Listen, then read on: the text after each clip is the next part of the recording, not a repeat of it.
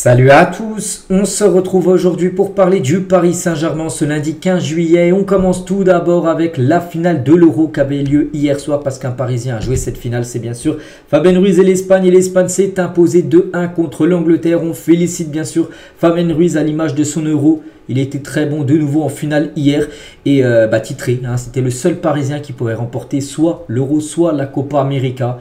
Et voilà, il fait honneur bien sûr au PSG avec ce titre remporté. On est très content pour lui, donc on espère voir cette version de Fabien Ruiz, là, du côté de l'Espagne, mais maintenant avec le Paris Saint-Germain, pour cette nouvelle saison. Et 3 ans après Marco Verratti ou par exemple Donnarumma, qui avait également gagné l'Euro avec l'Italie.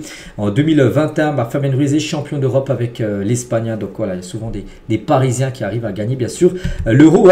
Et du coup, Fabien Ruiz, cette saison, c'est la Ligue 1 remportée, c'est le Trophée des Champions, c'est la Coupe de France, c'est une demi-finale de Ligue des Champions. Et c'est l'Euro remporté avec sa sélection.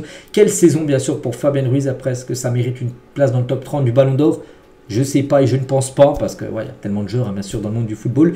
Mais il nous aura fait une magnifique saison et certainement pour lui c'est sa meilleure saison tout simplement.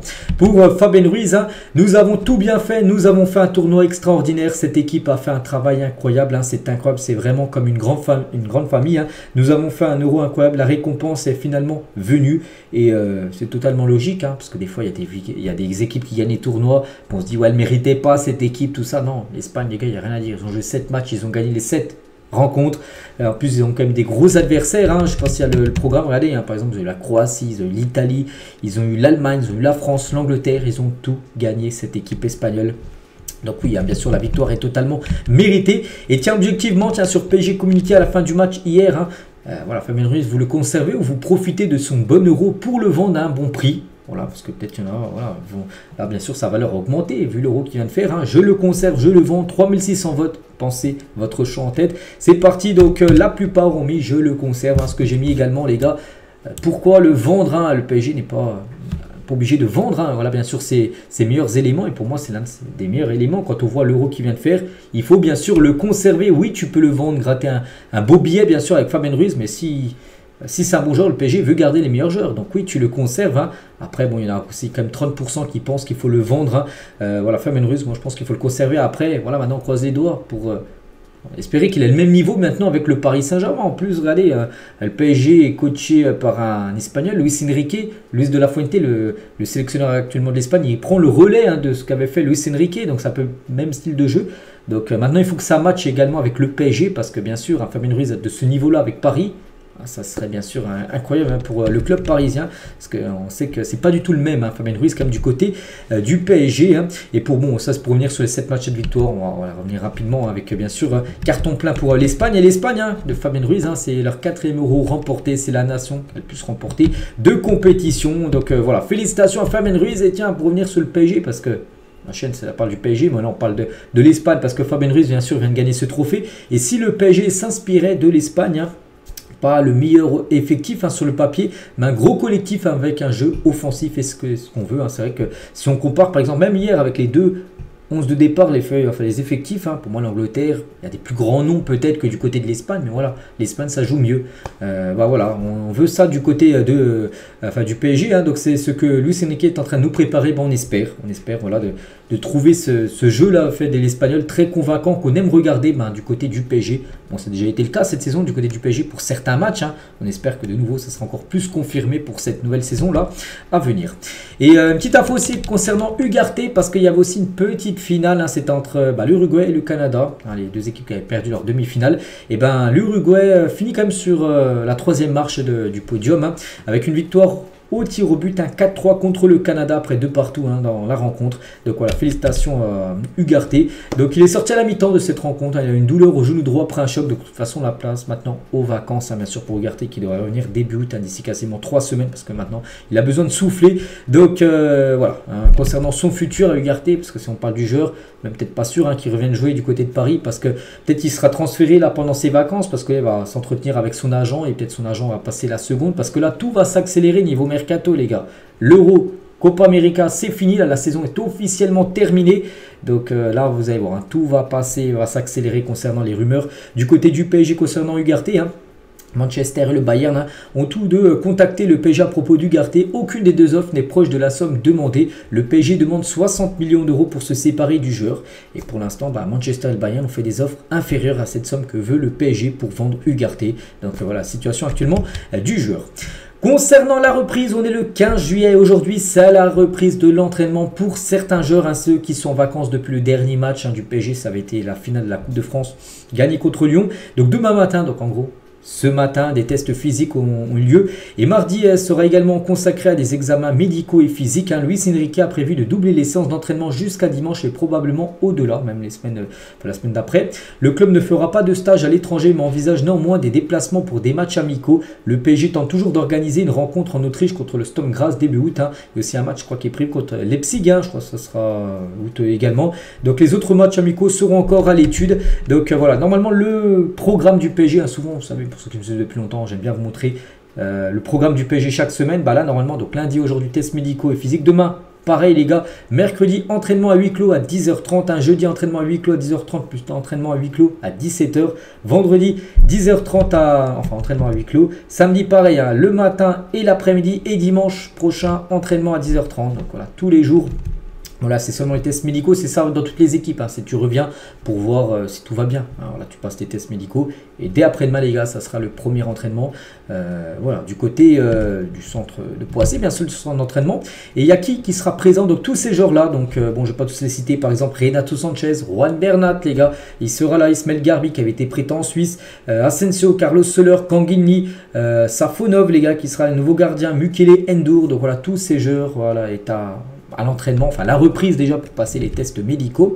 Et ce matin qui est arrivé le premier, donc Luis Campos par exemple, directeur sportif, il est arrivé à 9h30 ce matin au campus, arrivé autour de 8h30 pour par exemple Garbi, pour Renato Sanchez qui était présent, qui sera certainement vendu ou de nouveau prêté. Noah Lemina est également présent à 8h30 et Kimpembe et Safonov sont également au campus. Safonov, les gars, la nouvelle recrue est arrivée ce matin aux alentours vers les 11h pour passer bien sûr les tests médicaux. La même chose aussi pour Kimpembe. N'oubliez pas, Kimpembe s'est entraîné comme ces dernières semaines individuellement, voilà, par rapport à sa reprise.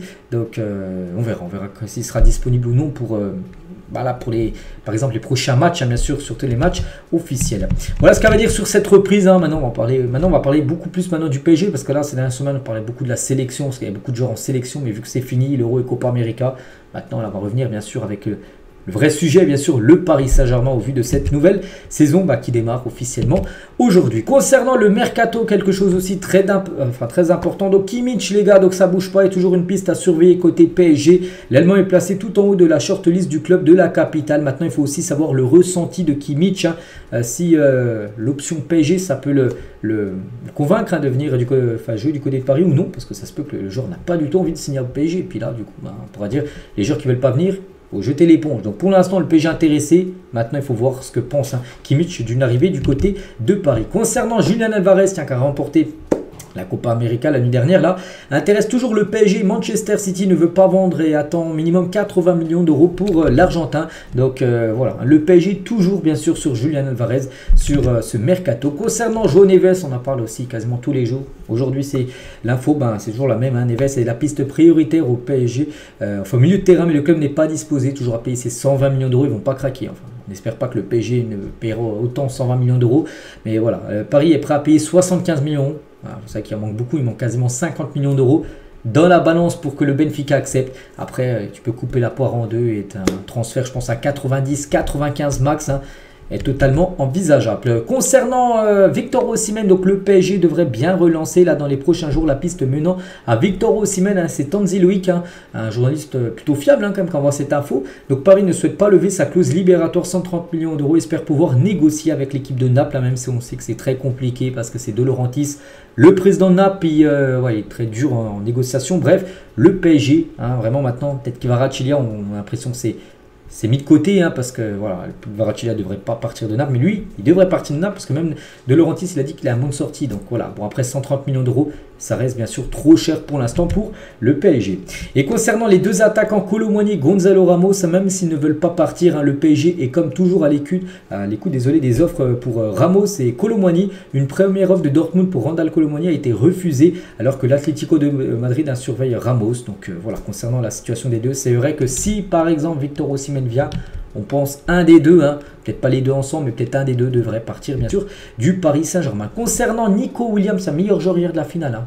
Encore un gros match, hein, bien sûr, Nico Williams. Hein, parce qu'il y a quelques jours, j'ai dit, il y a des rumeurs sur le joueur du côté du PSG, enfin que le PSG était peut-être un plombé pour le joueur, parce que lui, sa priorité, c'est le Barça. Voilà, c'est sûr. Hein. Donc, Nico Williams donne un délai jusqu'à fin juillet à Barcelone, hein, pour trouver une solution à son recrutement, hein, parce que le Barça le veut. Lui, il veut aller à Barcelone. Hein.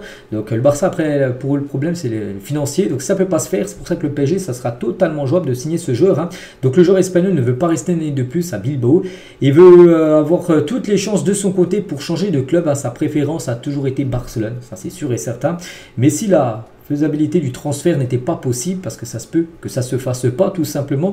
Alors il étudiera toutes les offres et peut-être celle du PSG, hein, qu'il observe depuis une bonne année et surtout là, vu de l'Euro, vu de la saison qu'il vient de faire et surtout l'Euro qu'il a mis encore plus en lumière. Donc voilà, bon après ça sera compliqué parce qu'il y a un club qui est bien sûr en avance, hein, dans le dossier, c'est le Barça. Mais c'est pas non plus impossible. Concernant Cher Ndour, les gars, arrivé libre l'été, tiens, il y a un an, hein, l'été dernier. Donc Ndour pourrait quitter le PSG après les 6 derniers mois, passer à Braga. Il pourrait peut-être être transféré officiellement à Braga ou peut-être aller dans un autre club. Mais voilà, c'est pas sûr qu'il revienne au PSG, hein, Cher Ndour. Hein, donc voilà, concernant le milieu italien.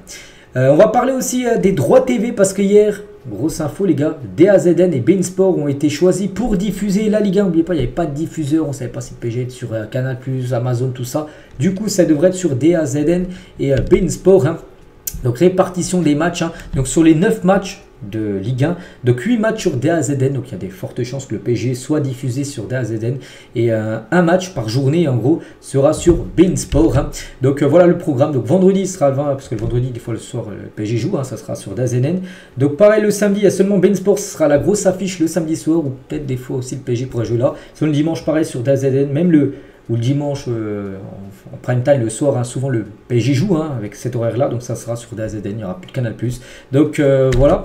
Et concernant les tarifs, hein, donc voilà, ça c'est un peu haut, hein. Bon bref, DAZN ça sera 34 € par mois et 15 € pour beIN Sport. Donc vous prenez un abonnement à ces prix-là, 8000 votes, hein, et la plupart, hein, 93% mais non, on ne paye pas d'abonnement pour payer 50 € pour suivre la Ligue 1.